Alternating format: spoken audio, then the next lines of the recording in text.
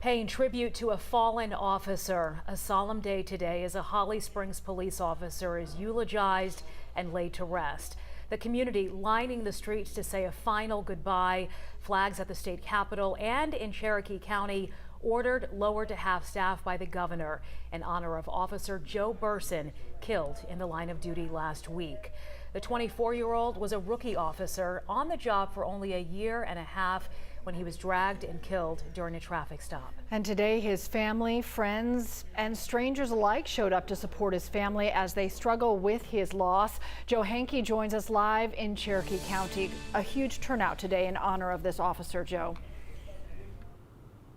Well, that's right, Cheryl and Sheba, inside First Baptist Church here in Woodstock today. A very emotional service. It was the first time that we had heard from Joe Burson's family directly as they honored their loved one, a 24-year-old officer who was just beginning his law enforcement career.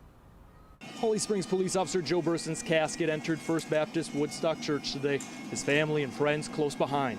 On the way in, a salute from officers who knew Burson and many from near and far who never met him but felt connected through a calling to serve their communities.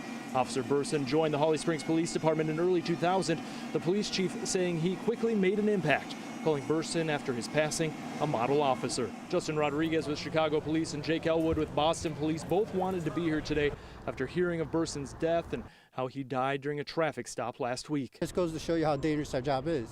It could happen anywhere. It could happen in the city of Chicago, it could happen in a small town like we are here today, but it doesn't matter. We want to come here and just show everybody here that the tragedy isn't just here in Holly Springs or Woodstock or Georgia. It's felt in Chicago, Illinois, Boston, Massachusetts, California, nationwide. We all mourn. Mourning here today in Georgia is Officer Burson's wife. Still too emotional to speak at today's service, but she stood by the lectern as a friend read her message to the public. You were so brave. You died doing what you loved. I couldn't have asked for anything else. Babe, you will forever be my always. My hero, my officer, my husband. Miss 235 won't let you down. That's Officer Joe Burson's squad car there outside of the church earlier today. It was surrounded by flowers. I walked up to it, and on the dashboard were cards for the family, some of them in children's handwriting, wishing them well. Last week we actually heard from Burson's chief. He said any opportunity that Burson had to interact with the kid when he was on duty, let that kid hop in his car, turn on the blue lights, ask questions about the job.